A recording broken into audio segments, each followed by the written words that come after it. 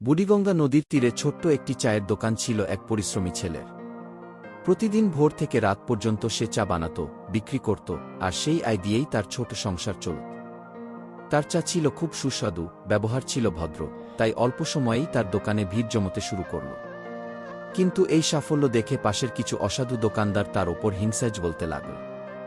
তারা ভাবল, এই ছেলেটা এভাবে চলতে থাকলে আমাদের দোকান আর চলবে না। হিংসা আর লোভে অন্ধ হয়ে এক রাতে ছেলেটা দোকান বন্ধ করে বাড়ি যাওয়ার পর তারা এসে তার দোকানে আগুন লাগিয়ে দিল। পরদিন সকালে ছেলেটা এসে দেখে তার স্বপ্নের দোকান ছাই হয়ে গেছে।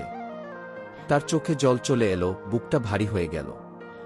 হতাশ হয়ে সে বুড়িগঙ্গা নদীর তীরে বসে কাঁদতে লাগল। ঠিক তখনই এক অলৌকিক ঘটনা ঘটল। নদীর জল থেকে উঠে এলেন বুড়িগঙ্গার বুড়িমা। তিনি মমতার সঙ্গে ছেলেটার দিকে তাকিয়ে বললেন, আমি সব দেখেছি বাবা, তোর কষ্ট, তোর সততা আর অন্যায়ভাবে তোর ক্ষতি। তাই তোকে এই সোনা ভর্তি হাড়িটা দিচ্ছি। এই হাড়ির ভেতরের সোনা কখনো শেষ হবে না কি। ছেলেটা হাড়িটা পেয়ে খুব আনন্দিত হল। তার জীবনের দুঃখ কেটে গেল, অভাব দূর হল।